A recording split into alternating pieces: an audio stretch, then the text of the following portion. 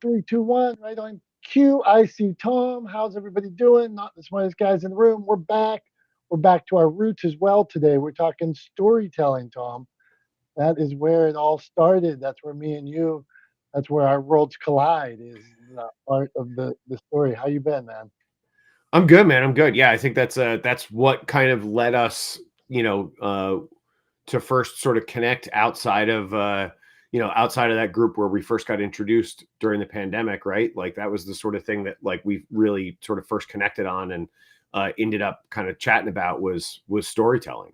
So it's yeah, I mean, look, it's funny because here I am, 7+ years kind of out of the entertainment industry and out of television, and I never would have when I worked in TV or when I worked in the entertainment industry, I never would have described myself as a storyteller. But in hindsight, that's exactly what I was then, and it's what I am now still. It's sort of the same way somebody described me as an artist to somebody, and I was like, whoa, whoa, whoa, pump the brakes. Like, artist, come on. I'm not an artist. This is just what I do. And they were like, no, no, no, no, no, no, no. Like, you are an artist. If you really want to be technical about it, like what you do is an art form, it is artistic, and it's what you do. So you are an artist. And yeah, so it's like it's one of those like sort of monikers or titles that I have come to like sort of reluctantly accept over time because in the early days I never would have described myself as a storyteller. So, do you think I got that vibe too sometimes when I put that out because I think it is what I do, but sometimes I feel like corny or I tell people like like the bio says like I don't know, publisher, founder, storyteller, or something like that. I'm not sure, but it's what I do in all aspects of my life. It's telling stories, helping people tell stories. But sometimes you say that people are like, like is this bedtime stories or is it no? This is a career where we help people tell better stories. And do you find negative connotations in that? Yeah, I mean, I don't think there's like I it's not that I think there's a negative connotation. It's funny that like to me, because of course, like obviously I'm a very visual thinker, right? Like I kind of like I sort of it's a weird thing to kind of say out loud because it's just the way my brain works, but like I sort of translate everything in my brain into like imagery.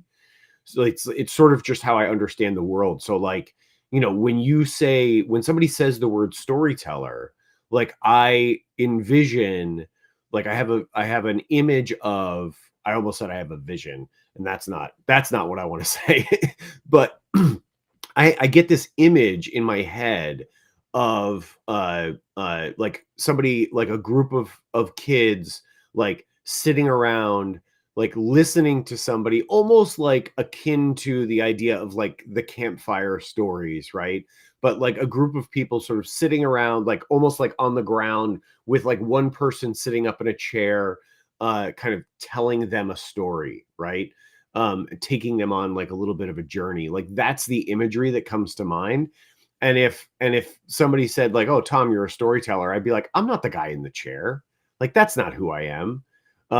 So it's like I think for some like in some way that's kind of the disconnect that I run up against, and it's like it's akin to or kind of maybe related to like imposter syndrome a little bit because it's not that I feel like I don't deserve to carry that title or I don't deserve to be thought of that. It's not that I think that.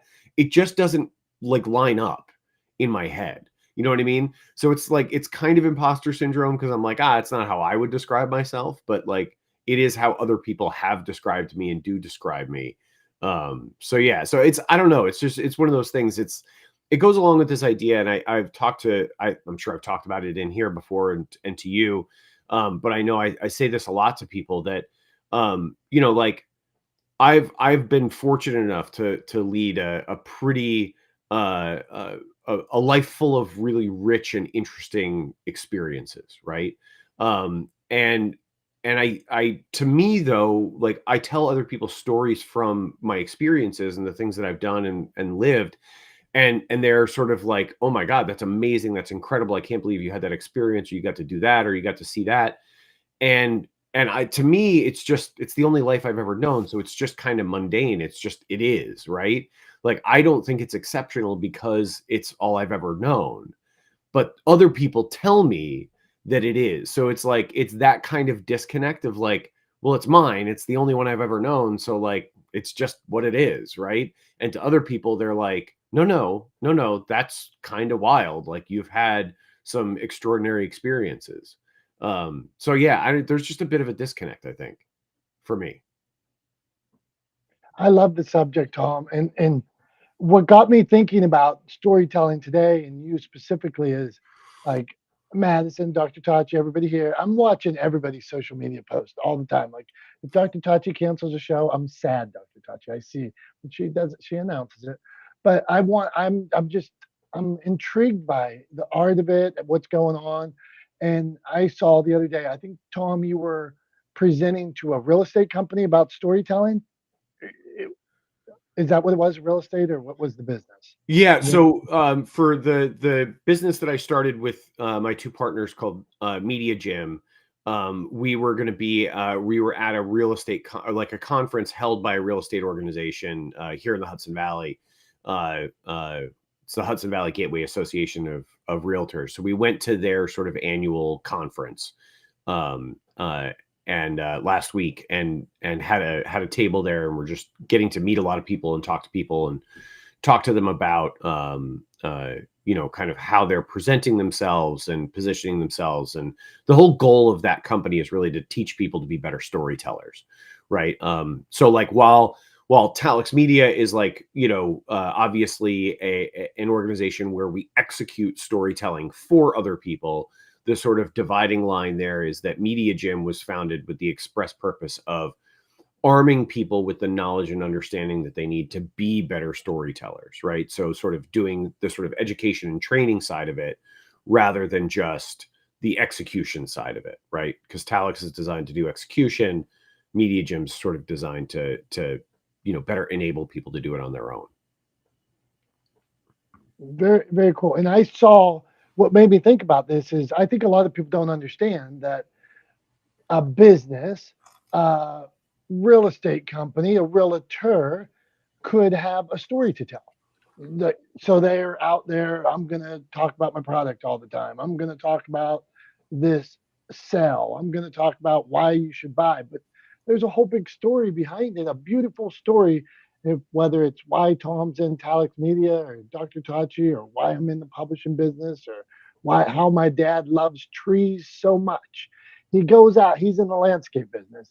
He goes out in the woods and will feel the veins on a leaf.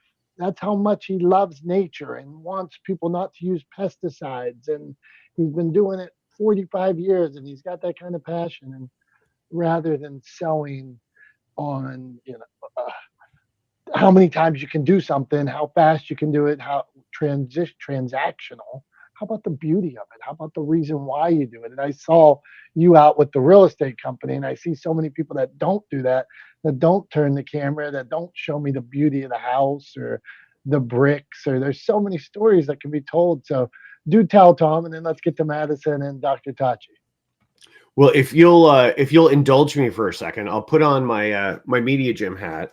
And so so our contention with Media Gym is that everyone has a story to tell, right? Everyone has a story to tell, and those stories are worth sharing. And not only are they worth sharing for the sake of storytelling, but they're worth sharing for the value that they will provide for your audience, and then they will return to your business, right? So storytelling is a unique way and an incredibly effective way to deliver information and create connection. And that's one of the things that we think a lot of people in business miss is they have stories to tell. They just don't know how to tell them. It's and part of the, like, part and parcel with the contention that everyone has a story to tell is the idea that storytelling is a developable skill, right? You can become better at storytelling. that's where the sort of metaphorical name for the company, Media Gym, came from. Was this idea that it is, storytelling is a muscle, right? And the more you use it, and the more focused you are in the way that you use it, the better at it you get. So the way I like to describe it, and I used this metaphor a lot at that real estate conference, was to help people better understand what we do. Is when you go to a gym and you hire a personal trainer at the gym, that personal trainer doesn't lift the weight for you, right? They teach you how to lift the weight to get the maximum benefit from it for the goals you're trying to achieve, right? That's the job of the trainer when you go, the personal trainer when you go to the gym. And similarly, when you work with Media Gym, we teach you how to lift the weight, tell your stories in the most effective way possible so that you can become better at the kind of storytelling you want to do that will deliver the most value for you and your brand and your business, right? So like we are sort of storytelling personal trainers, right? Is kind of a way to think about it. And so we do that. The idea is we do that, obviously, on a consultatory basis, like on a one-on-one. But then more broadly, our goal is to sort of work with brands and organizations on a leadership level, to work with the leadership teams there to help imbue them with better storytelling skills, in the hopes that sort of ethos will filter down through the organization, and that emphasis will lead to everyone kind of investing in and developing better storytelling skills, whether it's with us or just more broadly. But that's ultimately the goal. We think everybody has a story to tell, and if you put in the work, you can become a better storyteller, and that's what we're there to help with at Media Gym. Tom, I dig it. I had in the world of publishing, I had somebody come to me the other day and say, they said, "Oh, we got a tip that this guy was in finance." And he says, "We got a tip that we should all put out a book, and really doesn't matter what we say in the book. We should just put out the book because it'll be like a business card. And that's how you get business." I'm like, "What?" I'm I'm like, if you're going to take the time to write a book, maybe care about it, maybe try to make it good, rather than just putting out junk because somebody said that is not the answer. The answer is to tell your story good, tell why they got into the business, why you're passionate about their finances. I mean, come on. All right, not the smartest guys. What do you got, Tom? Go Well, I on. was just going to say, what an absurd statement. Like, did they Yeah, not hear themselves say it out loud and like kind of catch themselves and go, oh, actually, I take that back. That's an idiotic thing to say. Like, how absurd to believe that it doesn't matter what you write in the book. Like, what? What are you talking about? If you put out a book full of crap, like, it's going to bite you in the rear end, right? Like, people are going to pick up, like, you use the book as a calling card, and then people crack open the book and they start reading and they're like, this is nonsense. This is crap. Like, what am I doing? These people are idiots. I'm never working with this person. Like, it absolutely matters what you put between the covers of the book. Like, what a stupid thing to say. yeah, and I'm telling you, a lot of people have this idea that, oh, they'll just put out a book and it's going to help their brand or business. Well, sometimes you spent 30 years, 20 years, 10 years working on your brand or business, and you're going to put out something that doesn't represent you well. Why would you do it? It's foolish. So, okay, we're going to get to uh, a prodigy in editing and storytelling, my friend Madison. So, Madison, you heard the subject. We're talking about storytelling, our roots. How can somebody, when you're editing, is there something you look for, Madison, to say, man, this is good or this is bad, or I could give them this little tip and it would help them tell a better story. What do you got for us, Madison? I think that my goal when I'm editing is to make sure that the author's story is being told in the way that they intended. And I think like when I first started my editing journey, and when I first got to school, I wanted everything to sound like how I would tell this story, and I spent a lot of time rephrasing things and reorganizing things, but that's not necessarily what is going to tell the story that's meant to be told. You know, so I think that's something that I still have to work on. I think is making sure that the author's voice comes through, because that's really the most important part. At the end of the day, it's not always my story, and who better to tell it than the storyteller themselves. So that would be my 2 cents. Okay, let me drill down in on this. So the author's voice, how do you know it's the author's voice? And how do you know it isn't some vanity project for the author? Because I want to get into that as well. Like how, author's voice versus like a love story to the author. What do you got? I That's a really good question. I think I've been lucky enough to work with authors who really care about their projects, and it's, their goals are clear, and it's very easy to sort of identify their voices. So I haven't really run into like a vanity project like you're talking about, which I guess I'm lucky. But if I were to, I suppose I would still try to preserve their voice, through my editing, even if their goal is to create a vanity project. I mean, that's their goal, and it's that's their story, I guess. All right, Madison. Okay, I'm gonna drill down in Tom on this. I want to be direct. Because Tom, somebody pays you to produce a piece of content for them, a business owner, whatever it is. And it could be sometimes the business might, I won this many awards, or I'm a great business owner, and me, look at me. But that isn't really going to connect with the audience. So, how do you shift it? Their work might have inspired, might have helped, might have made changed the world, but they're kind of not getting that aspect. And it's like, we're so successful, we made lots of money, and I started this when I was young, and admire me. How do you navigate those waters? Yeah, no, I mean that's a great question, Don. Let me just put my Talix hat back on. And is this going to be a running bit that I have to keep switching hats to? We never knew, and really, this like we told Jason the one day, like we're not doing bits or we don't prepare before. So I don't know why you got your other hat right next to you today. It Like, happened. I honestly, it happened to be sitting on my desk, right? So like genuinely, that's why it was here. I didn't like stage it for this. It's been on my desk since Monday, so it's just been sitting on the side of my desk.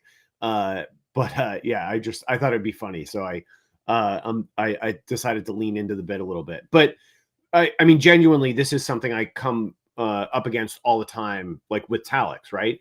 Because I'll get a call, into a business, and in a first meeting, we'll sit down and they'll say, here's the video we want to make. And here's all the things we want to talk about. And it's exactly what you're talking about. It's not usually, sometimes it's like sort of ego driven, like to sort of like please the CEO by somebody, junior to the CEO. So like the marketing director or something like that is like, oh, our CEO is amazing. We should talk about X, Y, and Z about them. Other times it's the business owner who's really proud of the business that they built, right? Like it's a founder CEO, and they're super proud of the business they built, which is great. And so they want to talk about the business and all those accomplishments in the content that they want to create and put out to the audience. And usually what I'll do to sort of short circuit that is like ask them, why should the audience care about these things? Right. And kind of by drilling down on that line of questioning, my goal is to bring them around to understanding and appreciating the fact that the audience doesn't care about those things the way they care about those things, right? And the real crux of the issue is that they are not the audience, right? And they have to remember that when they create this content, when they put this content out, when they're trying to build an audience for their brand or their business, that they have to put the audience first above their own sort of wants or desires for the content that they're going to create, right? So it has to be audience first. It's about what connects for the audience. It's about what the audience finds relatable. It's about giving the audience the opportunity to see themselves in the story that you're telling, right? Rather than talking all about and touting the accomplishments of the senior leadership or the CEO or the brand or the business, right? You can tell that story and you can deliver that information, but you have to deliver it in a context that is relatable, and in this case, by context, I mean a story, right? That is relatable to the audience, that the audience will give a crap about, right? And that's the problem is like, the sort of the CEO or the founder assumes that the audience is going to care as much as they do. And the truth is that they just don't. And there's no reason why they should. And so kind of helping them understand that is really the goal of the conversation. The way I like to say it is like, you have to remember that no one is ever going to love your baby the way you love your baby, right? Like the business is your baby, right? You built it from the ground up. You founded it, you created it. It is sort of, in an image that you put into the world. It is your baby. And the fact that you care so deeply about your baby and you're proud of them is fantastic. That is relatable. Expecting other people to care about your baby as much as you care about your baby is not, right? It's not reasonable, it's not relatable, and it doesn't work.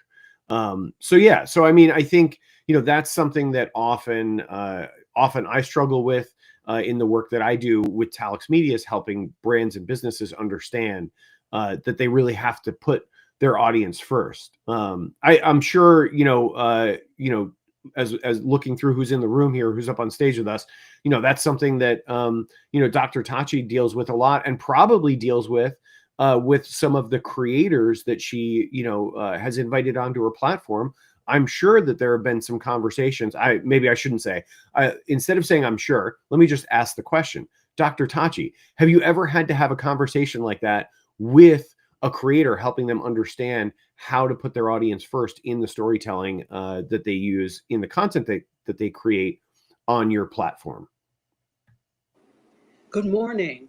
That's actually a really good question. I have not had to have that conversation because I think what has happened for the most part is I've curated and selected people who already have an idea of how to at least put this story together intelligibly so that people understand what's going on. So I haven't run into that. I think part of the other thing is because we provide like kind of not continuing education, but like professional development classes in terms of putting things together. I think that's helpful. So I have not run into that yet.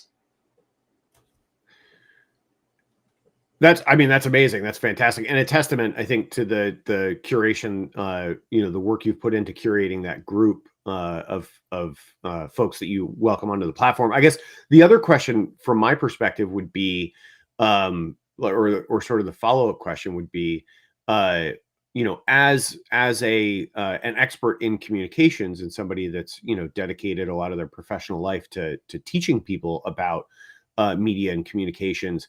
How do you position and how do you help people understand the value of putting your audience first when it comes to storytelling? You just have to tell them it's not about you. For the most part, and this is interesting because when I first started teaching, I was in the PhD program, so I started teaching where I was going to school at Howard. And I remember very well one of the books we used for teaching the basic course, public communication. Their whole thing was an audience-centered approach. And that always stuck with me. So this, of course, was in making presentations and doing speeches, but this should be any time that you have a message to carry out. It's about them. And if they don't understand because your storytelling skills are lacking, you failed in that mission. Now, there are lots of other reasons why that could have failed. It may not solely be on you. It could be the fact that they're tired and they're not ready to hear that, or whatever the case may be. But it still mostly falls on you because you have to be able to gauge the room, gauge the experience levels of the individuals in there. And if you don't know, then ask. And I think that's part of the problem when people, whether it's you're making a speech to a group of people or doing a presentation, or you're trying to create a show, a podcast, a vlog, you put what you wanted to hear out there, which is fine. But if that's not what the audience wants, then you failed in that mission. So I basically tell them, look, it's nice that you have something that you want to say, but it's not solely about you. And the way that you can tell, first of all, that it's not solely about you is if you're making, for example, YouTube videos, look at the engagement when it comes to certain types of things that you put out there on your channel. That doesn't mean it's not important, but it means that this other subject took precedence over what you said you wanted to talk about. So you have to pay attention to that. And there's a delicate balance because I also don't believe in just making your content because the audience wants to hear it. That's a quick way to fail because if you don't want to do it, it's not going to work. So there's a balance there. I know that was a mishmash of stuff I gave you, but hopefully something good came out of there. Dr. Tachi, that was great stuff. There was so much meat on that bone. And I like each time I'm like, that's a great point. That's a great point. I love this idea about the audience audience focused first, right? Like so many people, and I'm in a storytelling business. I help people. Some of the books are memoirs. So people often will be like, this is my story. I want to tell my story. I have to tell my story. And I'm like, okay, but it's still for the audience. Figure out who is the audience for the audience, and they need to understand that if you wrote your memoir, it might still be about relationship. It might still be about love. It might still be about a greater arc than you. You're in it. You're a character, but it is not about you. Like if I wrote a story, my last book that I personally wrote was My Name is Sharon. It was about my mother's Alzheimer's. It was about a son and a mom dealing with this cruel disease. I am in it. My mom is in it. But the bigger story is about family. It's about unconditional love. It's about all these other things, not ever about me. If we go back to the point where, back to the vanity thing, if it started to be, oh, and I did this at this point and wasn't it great? No, no, no, no, no. The audience doesn't care about that. I wrote a sidebar that you'll appreciate. I'm working with a guy one day that met Michael Jackson, and all he wanted to do was get in that he met Michael Jackson. I'm like, how the hell does this? The book wasn't about Michael Jackson. Michael Jackson didn't impact his life at all, except he met Michael Jackson. How the hell does this apply to the story? It was maddening. It was vanity that was making him put in this antidote about Michael Jackson. Doesn't apply. Making me upset. All right, Tom, it's time for a segue, smooth segue to the thing that doesn't make people upset because it's everybody's favorite. It is times for Tom's Thumbs. I asked Tom about something from pop culture, media, something going on right now. I had a route I was going to go. And then because I'm surfing social media, I found out today is National Pierogi Day. So I want to know what are Tom's thoughts about that doughy goodness of pierogi? What do you got, Tom? It's a good question. I noticed the Tom's Thumbs #1 fan Jim IJ is conspicuously missing this week. You're gonna have to give him grief for missing an edition of Tom's Thumbs. But yeah, so what do I think about pierogies? Well, I think when you get down to it, right? Pierogies, ravioli, right? At the end of the day, all of these things, right? I mean, those are like two off the top of my head that kind of lead down a particular path, but all of these things are dumplings, right? Like if you get down to it, they're dumplings in the same way that a wonton is a dumpling, right? In the same way that shumai are dumplings, right? All of these things are dumplings. And you find them sort of culturally all over the world in various preparations, right? Most of the time, or often, you find them sort of boiled in soup, right? You'll find ravioli in soup. You'll find tortellini in soup. You'll find pierogi, are boiled first and then served on the side. You'll find, wonton dumplings, obviously, in soup. All kinds of steamed dumplings, et cetera, from the Far East. So it's one of those kind of like staple foods that is relatively ubiquitous around the world, and that sort of developed independently in sort of different regions of the world. I mean, obviously, if you couldn't tell by the way I'm speaking about it right now, I clearly find food interesting. I'm excited and passionate about food, and that extends to pierogies, right? So I think pierogies are great. I think they're delicious.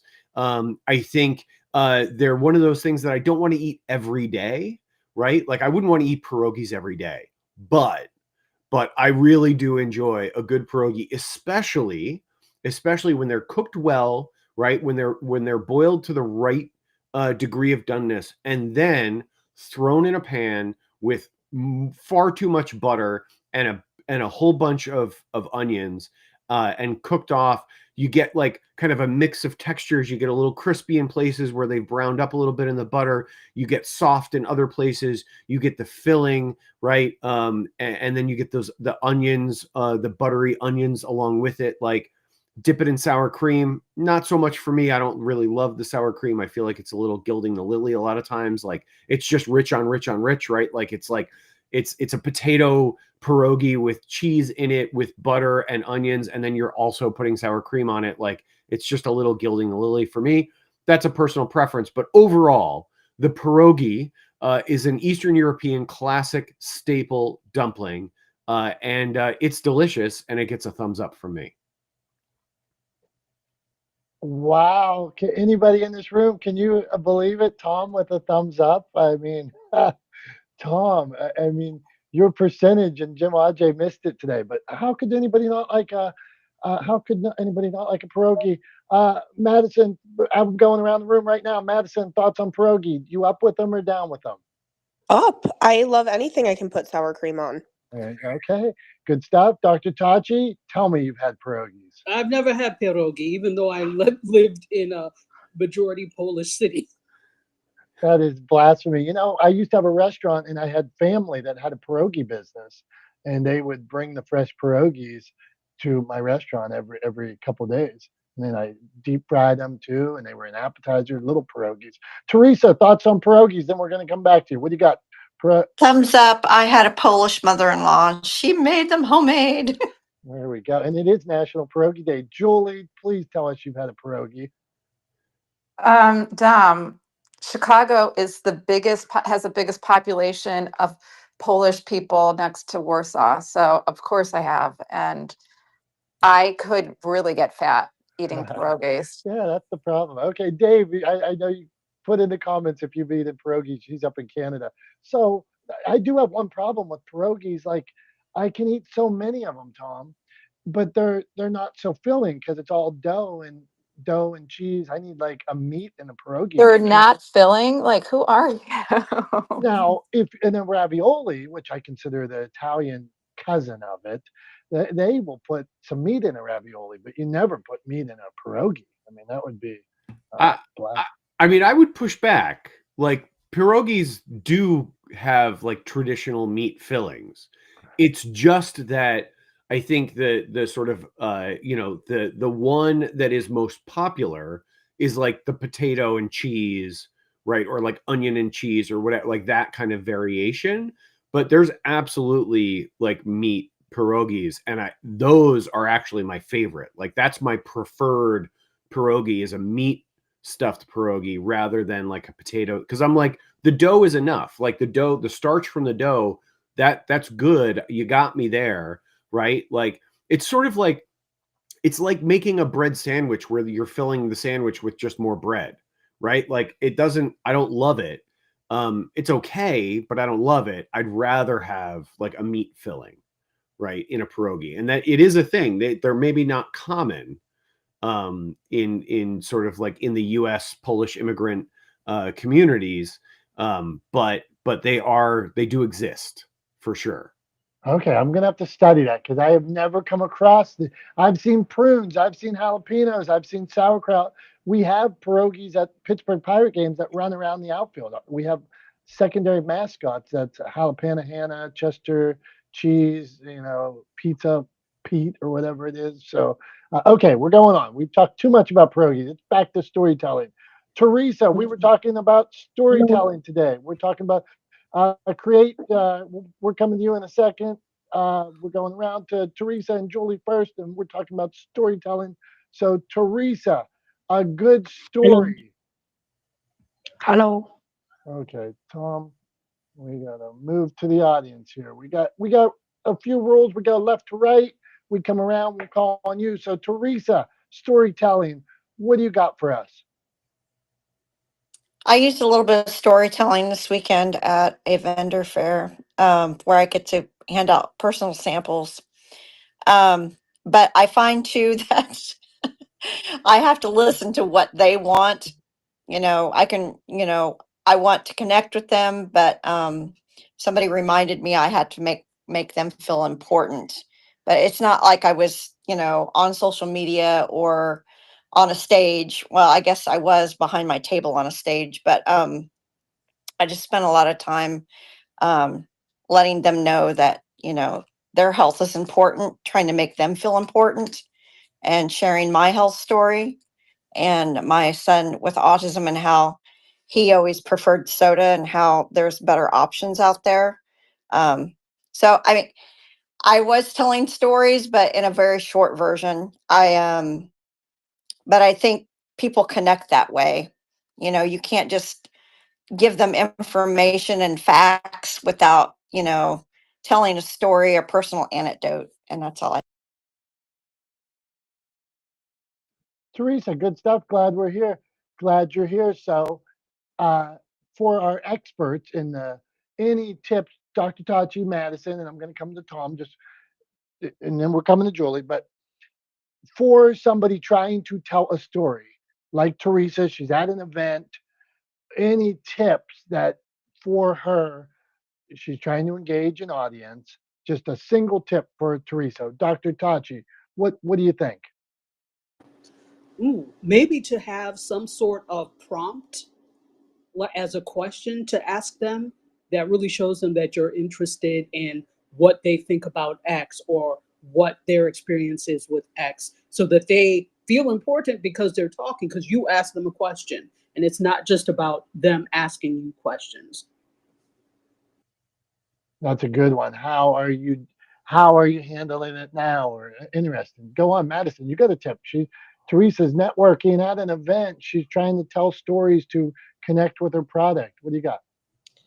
I think this is probably very basic, but I always respond really well, and I find that whoever I'm talking to responds well to like funny stories.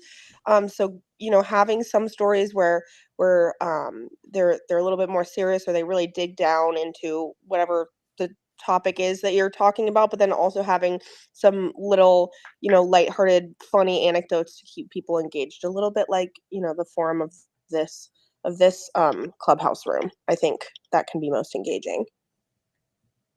Good stuff. Tom, I'm still in the next answer, and then I'm coming to you. I'll give you more time to think about it. I say if you're telling stories at an event, know that there has to be an end to your story. You can't just go on and on and on and on for 40 minutes. You got somebody there in front of you for 2 minutes. Tell a 90-second story. Tell a 2-minute story. Don't think that you should hold them hostage for the next half hour. That's mine. Tom, what do you got? All right. I'm going to continue with the bit. I got to switch hats, and we'll go with the Media Gym hat for this one because it's right in the Media Gym lane. One of the things we talk about with Media Gym is this idea of developing a closet full of stories, right? If you listen to people that do a lot of public appearances, a lot of interviews, or are interviewed often, right, you'll notice that you start to hear the same stories from them, right? Sometimes they tell them slightly differently. They will help you better understand the context because they'll adapt the story for it, but it's essentially the same story. So my advice to somebody like Teresa, who's trying to use storytelling to kind of help connect better with people, would be to pay attention to the stories that you tend to tell in those situations, right? And then work on refining those stories, right? And have that sort of closet full of stories so that when you're in a situation like that, when you're in that context, and something comes up in the course of conversation, right? You shouldn't be going into a conversation thinking, I'm going to tell this story, right? You have to tell the right story for the right situation. So when you're in that situation, you have this closet full of stories that you've developed by paying attention to the stories that you tend to tell, the ones that seem to land the best with people, that provide the best insight for you, et cetera, et cetera. So when you're in a situation and the context, the conversation goes to a certain place, you can go, oh, this is a good opportunity to tell this story. You reach into your closet, you pull out that story that you've already told 100 times, you've refined, you understand well, you tell it quickly, you deliver the point, right? You get the message across, and then you allow the conversation to move on, right? But that's my advice is pay attention to the stories that you tend to tell in those situations, then take those stories and refine them, and then pull out the appropriate story for the appropriate context at the appropriate time. So that's my thoughts. Julie, what do you think? What do you got suggestions for Teresa? I mean, I think everything's been said. The only kind of additive or sprinkle on would be ask questions. That's about it. I think everything's been covered, but ask questions, be curious so you know how to angle your story. Thanks. Teresa, what do you think about that? Anybody coming here? We give real actionable tips here. They are awesome. I've also been told in my training that questions are the answers. So I learned to ask the right questions to facilitate what they're seeking, what they're wanting. They tell me what they want. So Good yeah, stuff. Just like feedback on social media or something like that. People putting in the comments telling me. I got heat last week, Tom. People did not like my stance on. I said I love the WNBA, but they said I came out too hard against its current regime. And then I got people did not like my stance on Tilly Norwood. Some people think AI should just be the Wild West. I got more heat than usual last week. So, and I read the comments, Teresa, and got feedback. And not that I will ponder that in my storytelling moving on. So, Julie, storytelling. You're in public relations. You're helping people get their story out in all kinds of places. Any tip for like what would you call a cardinal sin for storytellers when you're working with them? What do you got? Well, I was coming at it from a different angle, but I mean, I think you have to remember that nobody really cares about you. And I'm not really talking about PR. If we're talking about PR, we're talking about reputation or brand management. So that's a whole different story. That's a whole different story, if you will. But if you're talking about like building your brand or having conversations and actual storytelling, remember, nobody wants to really hear about how awesome you are. I want to know I want to hear how your story could change my life. It's because it's all about the consumer. I want to know more about how you can change my life, how you can interest me, how you can razzle dazzle me, because I really don't care about you.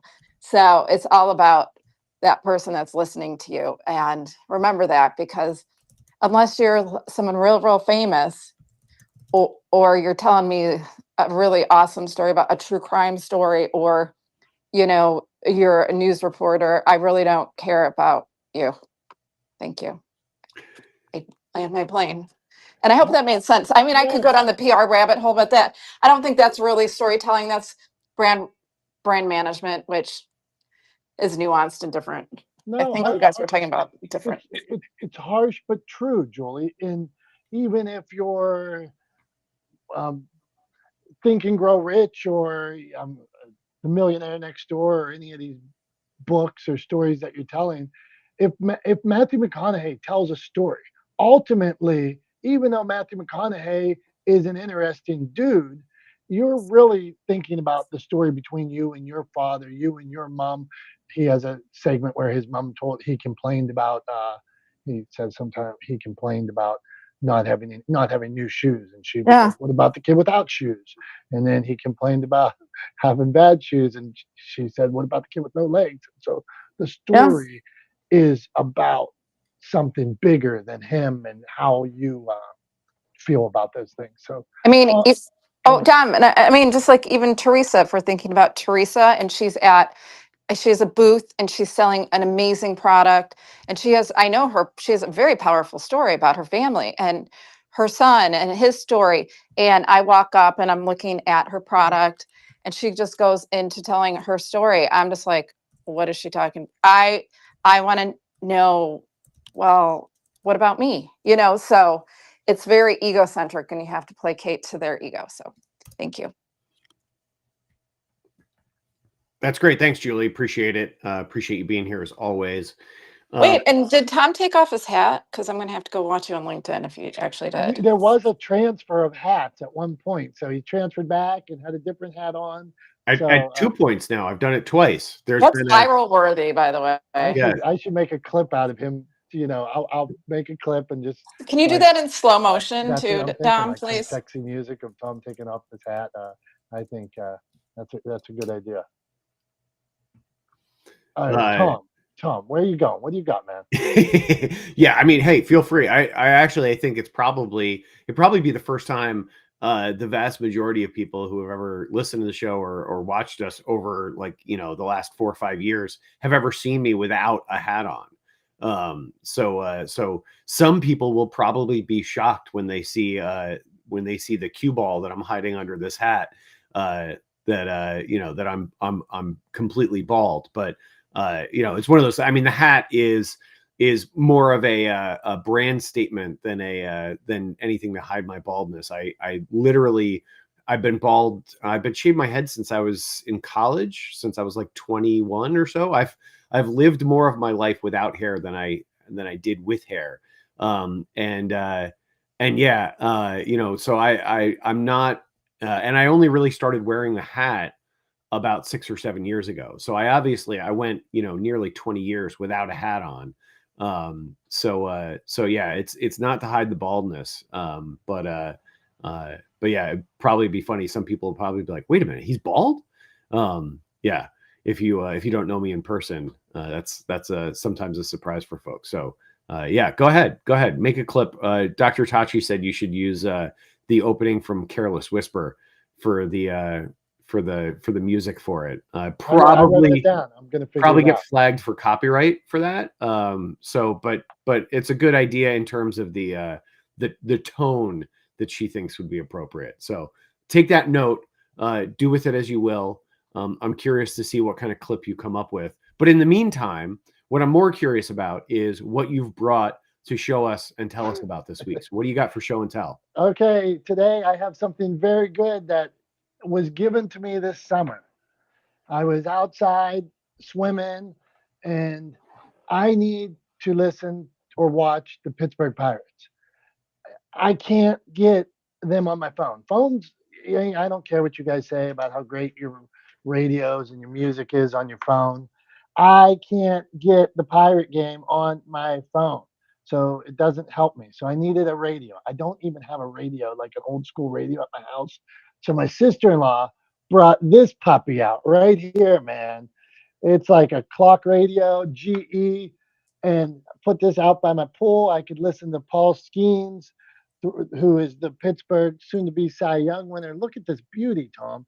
And once I plugged this magical thing in from the 70s or 80s, I was able to listen to the to the pirate game and enjoy it, even though it's old, even though it's from a different generation.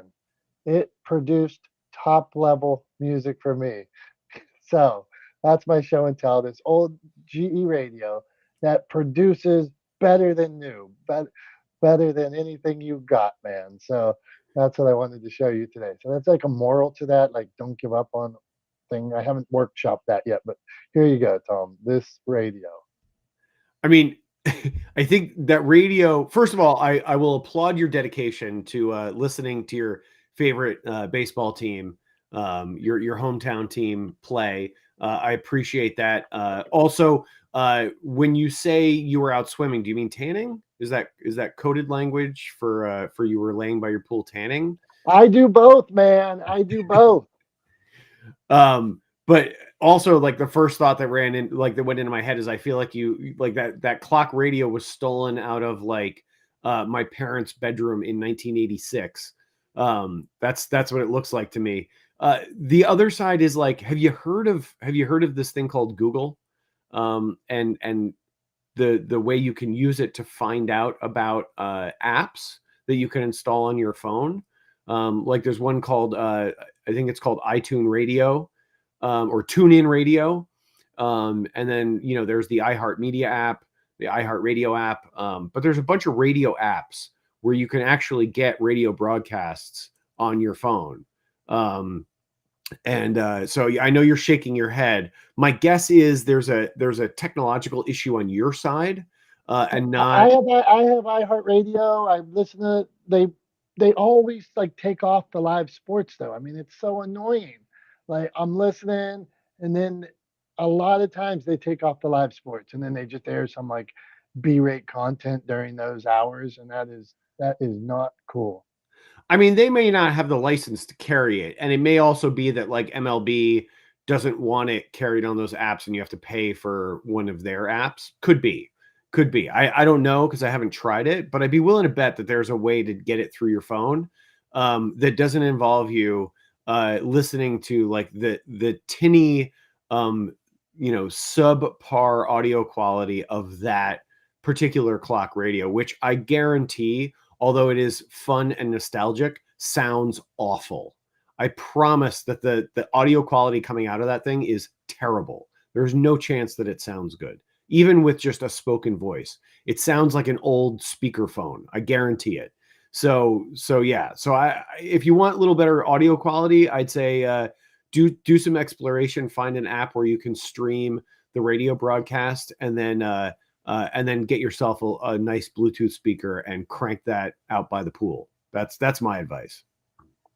All right, I receive what you're saying. Dr. Tachi says looks interesting contraption. It's got wood grain on the side of it. But look, Tom, I have 10 Bluetooth speakers. They all go out in the seventh, they all, even if I was listening, but they go out at a certain time. They don't plug in. This has everything you need, man. It plugs in, it gets the radio, not like my Bluetooths that let me down. And then they start beeping weird in the middle of them. Yeah, I'm telling you. GE made it right. Yeah, I mean, again, you say they don't plug in, but how do you charge them?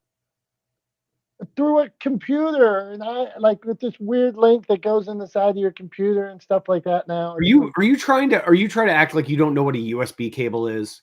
Yeah, I know what a USB cable is, but I mean like I got this thing here that plugs in 6 USBs, but it's annoying. Yeah, but you all right. You can plug a USB into a power adapter that plugs into an outlet, right? Like, I just want to be clear, like that's probably how you charge your phone every night, right? So like, let's not pretend like you don't know that technology exists. Yeah, but it's so annoying when it comes to my radio. I don't want to have to, I just want to go outside with my radio and plug it in so it lasts forever. I don't want to have prepared so I could have prepared the night before and planned all this nonsense. I just want to go out, plug it in, turn it on, and listen to Paul Skeens strike out some of the other team, man. Right, but here's the other side, right? Here's the counter argument to that, and then we'll move on. But the counter argument is that you charge your Bluetooth speaker, you then take it outside, you take a cord with you, You plug it in while you're listening to it, right? So it continues to trickle charge while you're using it. So it likely won't run out during the game. And also, guess what? If the power goes out, God forbid, the power goes out because you're using your phone, right, which has a battery, and you're using a Bluetooth speaker, which has a battery, you get to keep listening to the game, even if your power goes out at your house. So like there is a benefit to it. It also is portable. If you need to pick it up and go to a different place, hey, you just pick it up and go to a different part of the house. You go downstairs. Maybe you want to go down to your basement and get a cold beer out of the fridge. Well, you can just take it with you. You can't take that with you. That plug that you're dangling in front of the camera is not portable. So I'm just saying there are benefits, right? There's pros and cons to everything, but I think you could get the Bluetooth speaker to work if you would just stop being such a Luddite for like 5 minutes. Okay, but it wouldn't give me Paul Skeens on Sunday out by the pool like I needed. All right, so at that, Tom, it's that beautiful time of the day. I'm not going to tell you all the things we talked about. You're just going to have to figure that out and wrap us up. What do you got for us? How do you pull it all together, Tom? Tom's wrap up. All right, here we go. So, I'll go back to one of the things we talked about at the beginning, and that is everyone. I don't care what your background is, what your lived experience is, where you're from, whether or not you even believe me when I tell you that everyone has a story to tell. And in fact, I'll go a step beyond that. Not only does everyone have a story to tell, everyone has stories to tell, and stories that are worth telling. And so I would encourage everyone, however you do it, right? Whether you reach out to me when I'm wearing my other hat through Media Gym, whether you come here and become part of this community and listen to us every week. We talk about storytelling all the time. Whether you do a little research on YouTube, or you take an online course, or you enroll in a storytelling program, whatever the case may be, however you do it, I would encourage everyone to go out, practice storytelling, develop your storytelling skills, and use them to create opportunities for yourself and your business out in the world. And the best way to do that, the number one thing you always have to remember, is the stories you tell are not about you. You may be the protagonist, right? You may be the central character in the story that you're telling because it's about your life. But ultimately, the story you're telling is not about you. It's about your audience. Put your audience first. Make sure you're telling stories that are relatable to them, that deliver information and value to them, and you will find greater success in all aspects of your life. So that's my message from today. That's my summation. That's my wrap up. Get out there, practice storytelling, get better at it, work those muscles, develop those muscles. We all can and should be storytellers. So that's all I got for today. As per usual, thank you all for being here, for being a part of this community. We love you guys. We appreciate you guys. For Dom, I'm Tom. We are not the smartest guys in the room. We appreciate you guys being here every week with us. We thank you. We love you. And we will see you next time. Until then, have a great rest of your week and a great weekend. Bye-bye.